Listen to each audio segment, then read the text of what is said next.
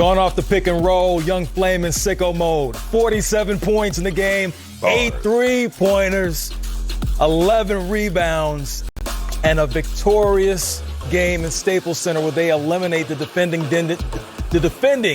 NBA World Champions. LeBron James suffers his first round loss in his history of his career, now 14-1 all time in the playoffs. A 13-point victory for the Phoenix Suns as they advance to play the Denver Nuggets in the semis. Allow me to reintroduce myself. My name is Ro, right here in Studio B, along with Quentin Richardson, Isaiah Thomas. This is Playoff Central Live. We just witnessed the Lakers fall to the Phoenix Suns, a 13-point win, and anybody that watched the game know that it really wasn't that close. There was a late run for the Lakers, but ultimately it was all about the Phoenix Suns, who came out early and hit these Lakers in the mouth. We saw Devin Booker go for 22 points in the first quarter, tie an NBA record with 6 threes, and we saw MJP do the same thing essentially earlier in the night, so it was cool to see those two records match. Zeke, your initial takeaways, seeing what Phoenix was able to do in eliminating the defending world champions.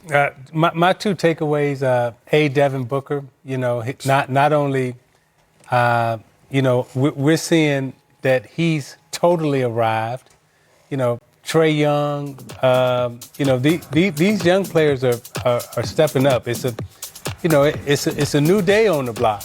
It's some new kids that have stepped up, and they're not kids anymore, and they've developed. And the other thing that I saw that in this series, where I thought Monty Williams, from a coaching standpoint, I thought he had Vogel just scrambling.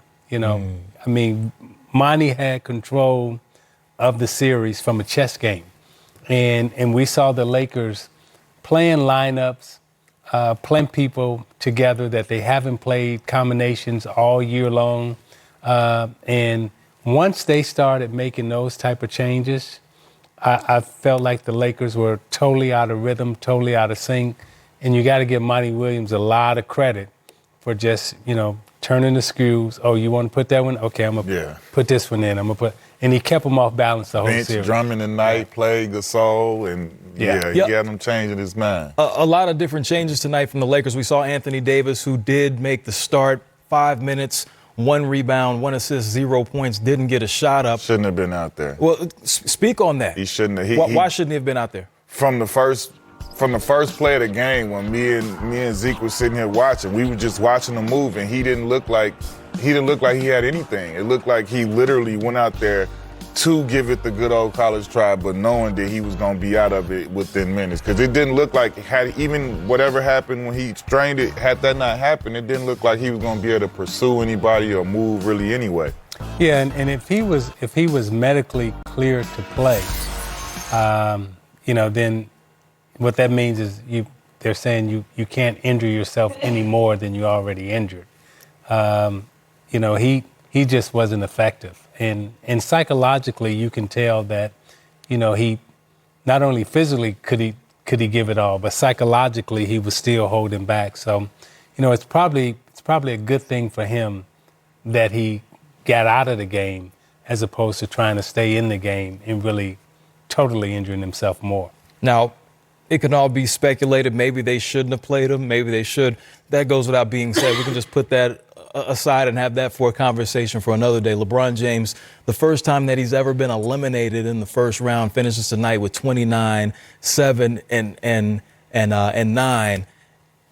Exited the game in the fourth quarter, about 7 minutes left in an elimination game. The Lakers were within 10. At that moment, Hugh, I'm watching the game in the back, and I'm wondering, why would LeBron come out at that moment? And I know, hey, I'm not on the floor. But however, what did you think when you saw LeBron in an elimination game with the Lakers closing the gap, him exit the game? What were your thoughts? I kind of looked at it as this was kind of the nail in the coffin, because I didn't think they would continue to push forward and come back with him going to the bench that way. And I just looked at it as like, okay, as it was going, because they were kind of surging a little bit, closing it up. But then once he came out, I was like, I didn't think they were going to continue to surge. And I mean, kind of it went the other way then. Yeah, because and And from a coaching standpoint, and you played for me before, like I would be in the game. You tired of coming? Nah, he gonna turn around and wave you off. You good? in other words, you're gonna put your horses in the game. I'm regardless. not taking you out. I'm not taking you out, even though you're saying take me out. I'm tired. But that was a crucial point in the game from a momentum standpoint. You at 10. Right? Mm-hmm. And psychologically for players in teams, if I can cut it to 8, if I can get it below double digits, then the whole momentum and everything shifts. But, coming out that period of time, the player may not realize that, okay? But you, from a coaching standpoint, hey, this is a momentum time right now. I can't take you out, And Chuck Daly used to do this to me sometimes. I'd be tired, and he'll do this. And walk back to the bench. Look the other way. Look the other way. He walked back to the bench. Turn the other cheek. It happens. The Lakers were down by 13 going into the fourth quarter. As I mentioned, they got it within 10, but they couldn't get it any more closer than that. So we'll put the Lakers to the side momentarily, but just looking at this Phoenix Suns team as they advance to the next round, we saw what the Denver Nuggets did earlier against Portland. Just taking a look forward at this next series, and we touched on it a little bit earlier, but now that we know this matchup with the Nuggets and the Suns, two teams that are young essentially with some sprinkled vets here and there, Q, what are you looking forward to seeing most to as far as the matchups go within the series?